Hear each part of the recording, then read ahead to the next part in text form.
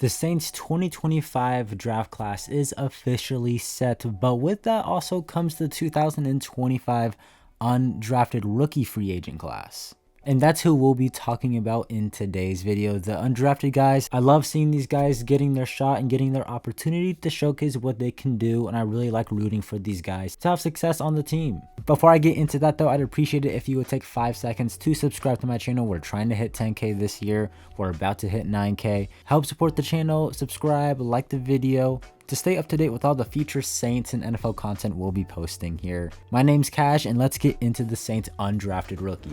As we all know, the NFL draft just took place, and the Saints have a total of 9 rookies in their draft class.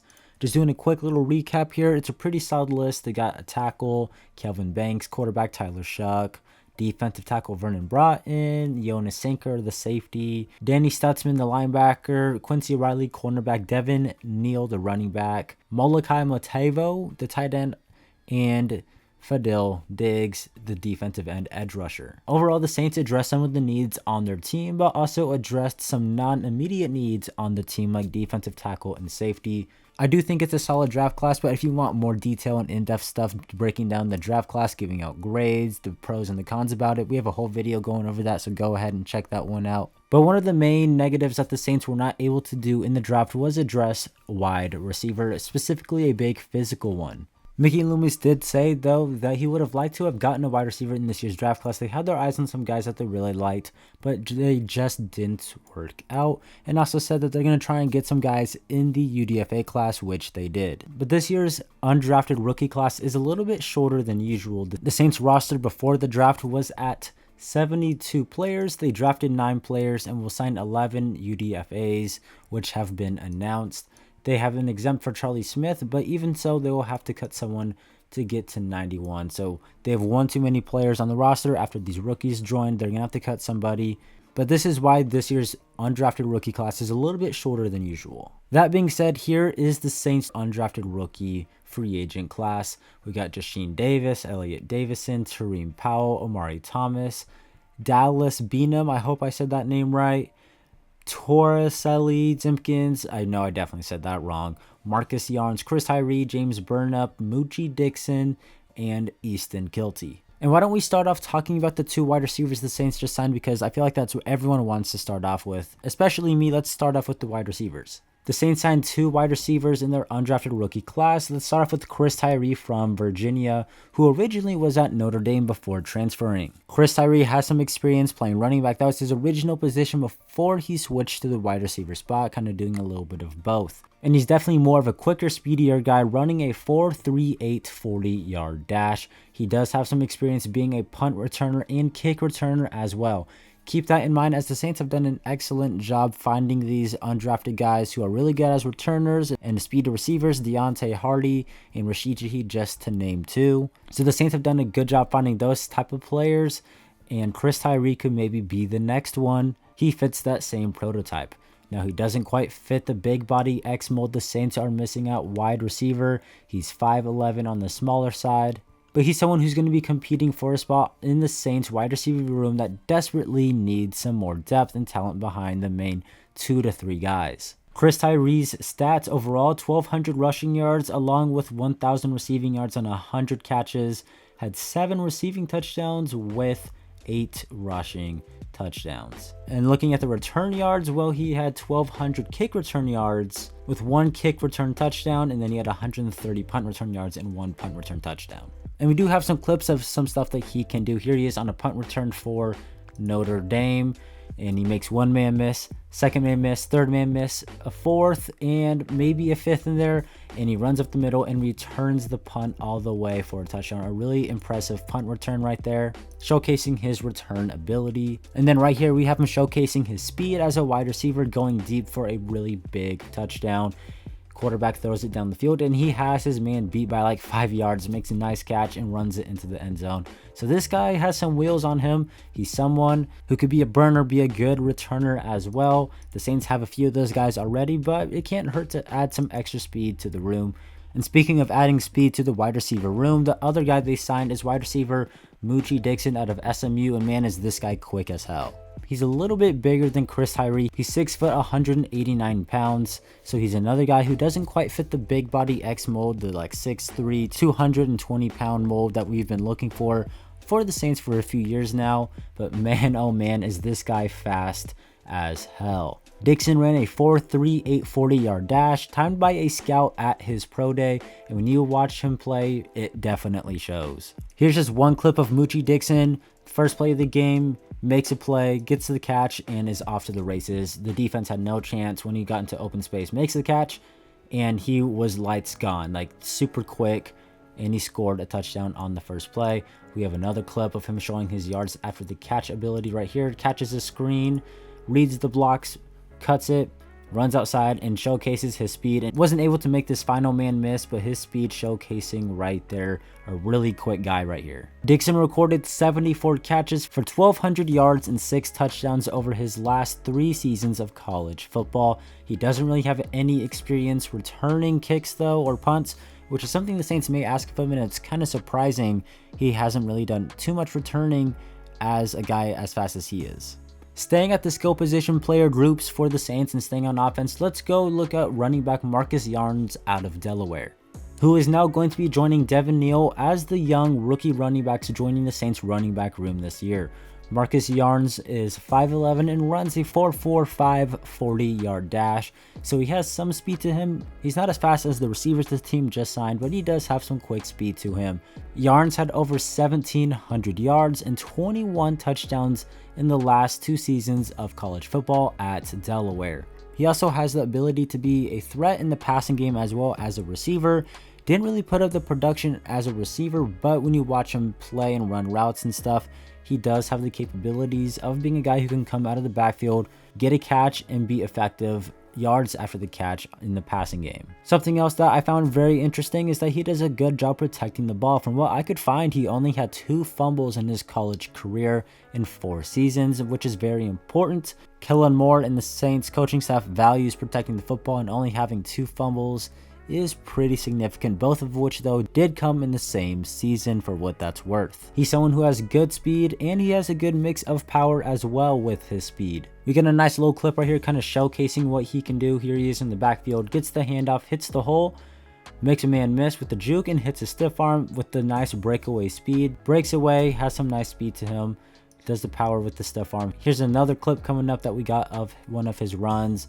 Takes the handoff up the middle, cuts outside, and he breaks away with some nice speed to him. So he can definitely add some juice to the running back room as well. Maybe he can get a spot on the roster. The Saints, I think top 2 running backs are set with Devin Neal and Alvin Kamara, but I don't think anyone else is guaranteed a spot, including Kendre Miller and Clyde Edwards-Helaire. This guy definitely has a shot to make the team in the thin running back room. So those are the 3 skill position players that the Saints signed as undrafted players. Let's kind of move over to the other offensive players that they signed at the offensive line. Let's start with Easton Kilty from Kansas State. Easton Kilty spent 4 seasons with North Dakota playing tackle and guard before he transferred to Kansas State as a left tackle. Based on what I could find, he is expected though to be a guard in the NFL based on the length of his arms. I wasn't really able to find a whole lot about this guy, but the Saints have a need at guard. He's coming in. The Saints need some depth there. Maybe he'll come in and compete as a backup guy who can showcase what he can do. The other offensive lineman they signed is from South Carolina, the guard Torricelli Simpkins. That's how I'm going to say his name. I'm sorry if I said it wrong. Torricelli Simpkins III. When you see this guy, he's not a guy who moves very well or is very quick as an offensive lineman, but he is an effective blocker with some power. He has 31 starts at the center spot and 17 starts at right guard. He had a pretty good game versus Clemson and can be a guy who moves defenders, a power blocker, especially in the run game. He could be very effective. He earned SEC Offensive Lineman of the Week honors in back-to-back weeks, and was a 3rd team All-SEC honors as selected by the league's 16 coaches and by College Football Nation. So he gets some recognition for being a good offensive lineman. Goes undrafted though. He's not the fastest guy. He's not one of those guards who's going to be quick and get out into space on screens, but he's a big guy who has some power and can be an effective blocker in the run game. That's all the offensive players. Why don't we look at the defensive players, starting at the defensive line and Tennessee defensive lineman Omari Thomas. Omari Thomas is a pretty big guy, standing at 6'4", 325 pounds. He's someone who could be, I think, a really good run defender, and that's kind of what he's been known for, filling in gaps and being a guy who helps prevent the other teams from running the ball. At Tennessee, he had 115 tackles, 17 tackles for a loss, 5 sacks, and 12 pass deflections. In 2024, he had 23 tackles, 6 tackles for a loss, and 1 sack with 3 pass breakups in 13 games. Omari Thomas, just like some of these other guys, was a team captain, and I think it's a pretty solid undrafted free agent signing. I'm pretty curious to see what the vision is from defensive coordinator Brandon Staley on Omari Thomas. We got some clips of him right here just doing a good job in the run game, gets a good push, and gets the tackle for a loss. We got another one right here. Will Levis was in college. He just lays the boom, rolling out right. Here he is coming back inside and gives him a nice low hit right there. Not the most athletic guy, but a dude who has a nice quick step and can really maybe help out in the running game if he gets the right opportunity. Not the most athletic guy, but a dude who has a nice quick step to help out in the running game.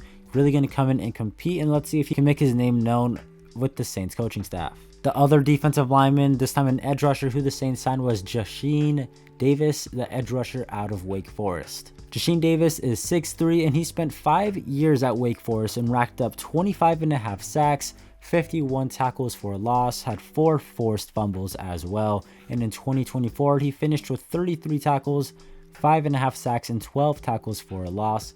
And in 2023, he was the defensive breakout player of the week at the Shrine Bowl with 7 pressures, 7 tackles, a sack, and 1.5 tackles for a loss. He's coming into a very thin Saints edge rusher defensive end room and probably has an opportunity to maybe compete with other rookie Fadil Diggs for a spot on the roster, because really right now the Saints edge rusher room is very thin and there really is a real opportunity there. Moving back to linebacker, they signed Tareem Powell, the linebacker from the Rutgers, who is a 6'5", 250-pound sized linebacker. Really good size right there. He's played a lot of inside linebacker, but also has some snaps at outside linebacker, so there's some versatility there.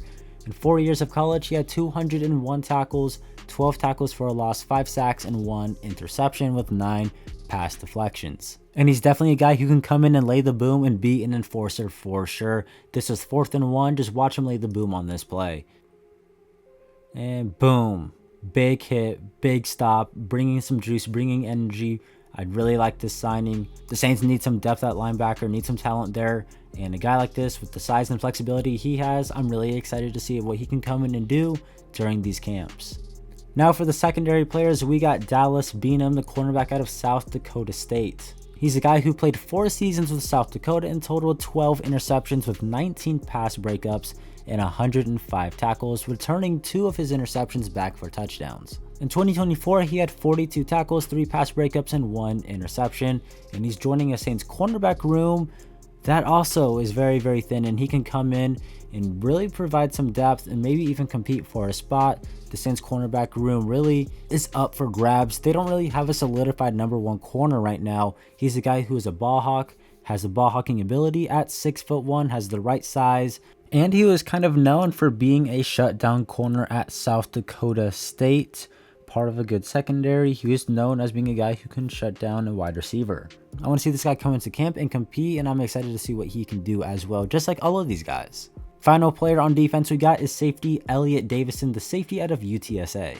Standing at 6 foot, 190 pounds, he spent 5 seasons in college, totaling 132 tackles with 9 pass breakups and 10 interceptions. Another somewhat ball hawk, but more so of a physical ball hawk in my opinion, who's a freak athlete. He's athletic, can make some diving interceptions, he's physical, he'll lay that boom on you, he'll make some physical hits, and he'll be physical with you in pass coverage, something you don't see too often, a guy who's both physical and a ball hawk with some pretty good athleticism, who again is joining a pretty thin Saints safety room, and he could come in and compete for sure. He's gonna contribute though on special teams. And the final UDFA we got is punter James Burnip, a punter coming in to compete with Saints punter Matthew Hayball. This is a guy that's very notable considering he played at Alabama. That means something. Punter's been an area lacking consistency for the Saints for a few years now for the team, and hopefully he can come in, compete, and win the job and be consistent for the Saints. Some even thought Burnip could be a 5th or 6th round pick, didn't get drafted, and the Saints pick him up as an undrafted player. And we do, of course, have a clip of one of his punts, because who doesn't love punting highlights? Really, really good punt right here.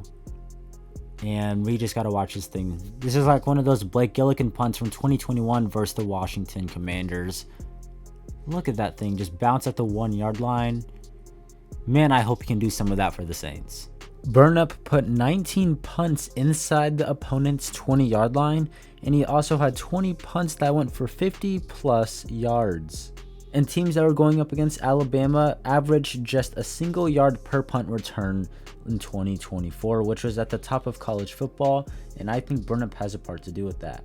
Let me know down in the comments who your favorite undrafted rookie signing is. Make sure to subscribe, support the channel, like the video. We're trying to hit 10K this year. Stay up to date with all the content we'll be posting. My name's Kaj, and I'll catch you next time. Peace.